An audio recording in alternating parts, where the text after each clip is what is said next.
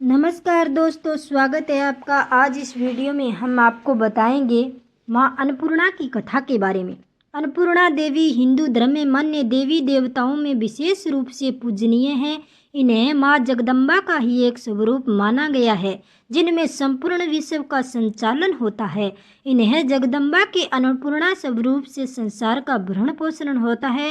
अन्नपूर्णा का शाब्दिक अर्थ है धान्य, अर्थात अन्न की अधिष्ठात्री। सनातन धर्म की मान्यता है कि प्राणियों को भोजन अन्नपूर्णा की माँ की कृपा से ही प्राप्त होता है। वीडियो अच्छी लगे तो लाइक शेयर सब्सक्राइब जरूर करें। कमेंट बॉक्स में जय अन्नपूर्णा माँ जरूर लिखें। अब बात करेंगे माँ अन्नपूर्णा की कथा के बारे में। एक समय की बात है, काशी निवासी धनंजय की पत्नी का नाम सुलक्षणा था। उसे अन्य सब सुख प्राप्त थे, केवल निर्धनता उसे उसके दुख का कारण बनी हुई थी। यह दुख उसे हर समय सताता। एक दिन सुलक्षणा के पति से बोली, स्वामी आप कुछ उद्यम करो तो काम चले, इस प्रकार काम चलने वाला नहीं है। सुलक्षणा की बात धनंजय के मन में बैठ गई और वह उसी दिन विश्वनाथ शंकर जी को प्रसन्न करने के लिए बैठ गया और कहने लगा, हे देवादिदेव महादेव, मुझे पूजा पाठ कुछ नहीं आता, केवल तुम्हारे भरोसे बैठा हूँ। इतनी विनती कर वह 2-3 दिन भूखा प्यासा रहा। यह देखकर भगवान शंकर ने उसे कान में अन्नपूर्णा अन्नपूर्णा अन्नपूर्णा इस प्रकार 3 बार कहा। यह कौन है और कहाँ से आया है और कहाँ चला गया? इसी सोच में धनंजय पड़ गया और मंदिर में आते देख ब्राह्मणों से पूछने लगा, पंडित जी अन्नपूर्णा कौन है? ब्राह्मण ने कहा, तू अन्न छोड़ बैठा है तो तुझे अन्न की ही बात सूझती है, जा घर जाकर अन्न ग्रहण कर ले। धनंजय घर गया और अपनी पत्नी से सारी बात बता दी। वह बोली, नाथ चिंता मत कीजिए, स्वयं शंकर जी ने यह मंत्र दिया है, वे स्वयं ही खुलासा करेंगे, आप फिर जाकर उसकी आराधना करें।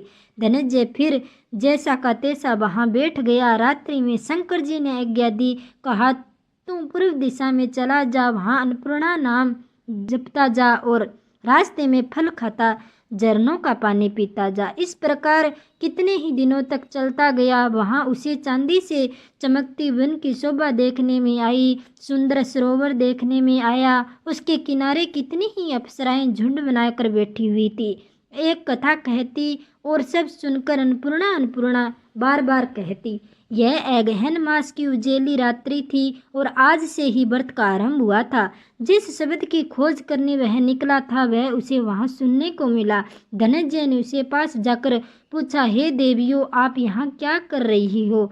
उन सब ने कहा, हम सब माँ अन्नपूर्णा का व्रत करती हैं। व्रत करने से कई पूजा क्या होती है, किसी ने किया भी है, इसे कब किया जाएगा, कैसा व्रत है मैं और कैसी विधि है, मुझे भी कहो। वे कहने लगी, इस व्रत को सब कोई कर सकता है।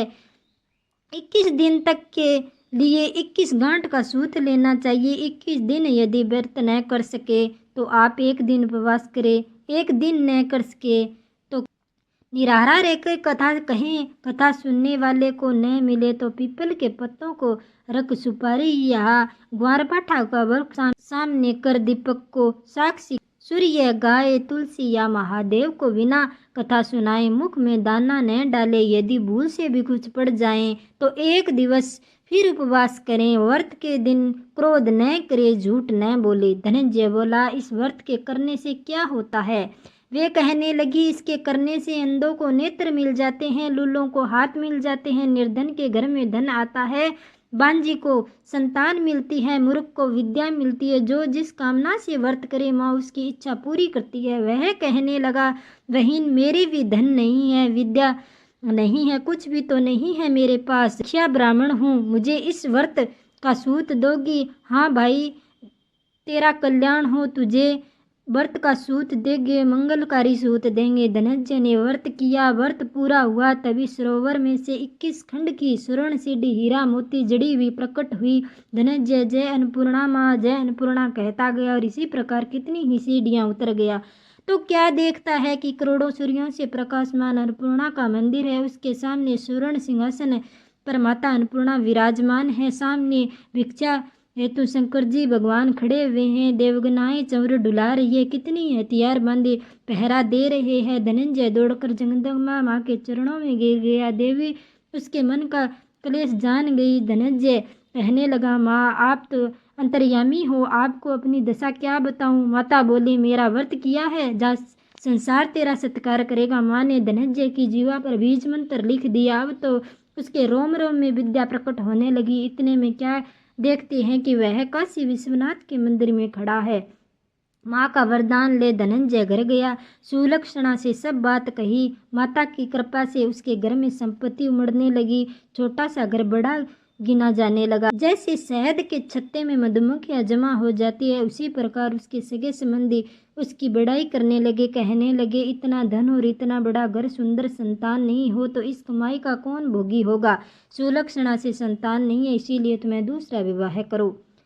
अनिच्छा होते हुए भी धनंजय को दूसरा विवाह करना पड़ा। सती सुलक्षणा को शोक का दुख उठाना पड़ा। इस प्रकार दिन बीतते गए। फिर अगहन मास आया। नए बंधन में बंधे पति से सुलक्षणा ने कहा कि हम व्रत के प्रभाव से खुश हुए हैं, इस कारण यह व्रत छोड़ना नहीं चाहिए। यह माता जी का प्रताप है जो हमें इतने संपन्न और सुखी हैं। सुलक्षणा की बात सुन धनंजय उसके यहाँ आया और व्रत में बैठ गया। नई बहू को इस व्रत की खबर नहीं थी। वह धनंजय को आने की राह देख रही थी।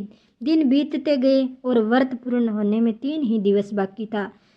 नई बहू को इस व्रत की खबर नहीं थी। वह धनंजय को आने की राह देख रही थी। दिन बीतते गए और व्रत पूर्ण होने में 3 ही दिवस बाकी था। नई बहू को खबर पड़ी। उसके मन में ईर्ष्या की ज्वाला दहल गई थी। सुलक्षणा के घर में पहुंच उसने वहां भगदड़ मचा दी। वह धनंजय को अपने साथ ले गई। नए घर में धनंजय को थोड़ी देर के लिए निद्रा ने दावा दे दिया था। इसी समय नई बहू ने उसका व्रत का सूत तोड़कर आग में फेंक दिया। अब तो माताजी का कोप जाग गया और घर में अकस्मात आग लग गई।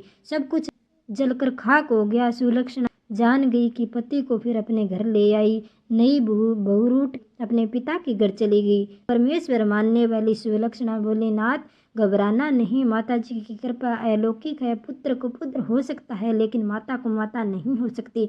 अब आप श्रद्धा और भक्ति से आराधना शुरू कीजिए, वे जरूर हमारा कल्याण करेगी। धनंजय फिर माता के पीछे पड़ गया। फिर वह सरोवर सीढ़ी प्रकट हुई जिसमें माँ अन्नपूर्णा कहकर वह उतर गया। वहाँ जहाँ माता के चरणों में रुदन करने लगा। माँ प्रसन्न हो बोली, यह मेरी शरण की मूर्ति है, ले जा पूजा करना तो फिर से सुखी हो जाएगा। जा तुम पे मेरा आशीर्वाद है। तेरी स्त्री सुलक्षणा ने श्रद्धा से मेरा व्रत किया है, उसे पुत्र प्राप्त होगा। धनंजय ने आँख खोली तो खुद को काशी विश्वनाथ के मंदिर में खड़ा पाया। वहां से फिर उसी प्रकार वो घर को लौट गया।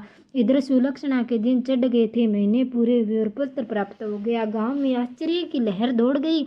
मानता आने लगा। इस प्रकार उसी गांव के निसंतान सेठ के पुत्र होने पर उसने अन्नपूर्णा माँ का मंदिर बनवाया दिया। उसने माताजी धूमधाम से पधारी, यज्ञ किया और धनंजय को मंदिर का आचार्य पद दे दिया गया। जीविका के लिए मंदिर की दक्षिणा और रहने के लिए बड़ा सुंदर सा भवन। धनंजय स्त्री पुत्र सहित वहां रहने लगा। माताजी की चढ़ावे को भरपूर आमदनी होने लगी। इधर नई बहू के पिता के घर में डाका पड़ गया, सब कुछ लूट गया। वह भीख मांग कर पेट भरने लगे। सुलक्षणा को इस बात का पता चला।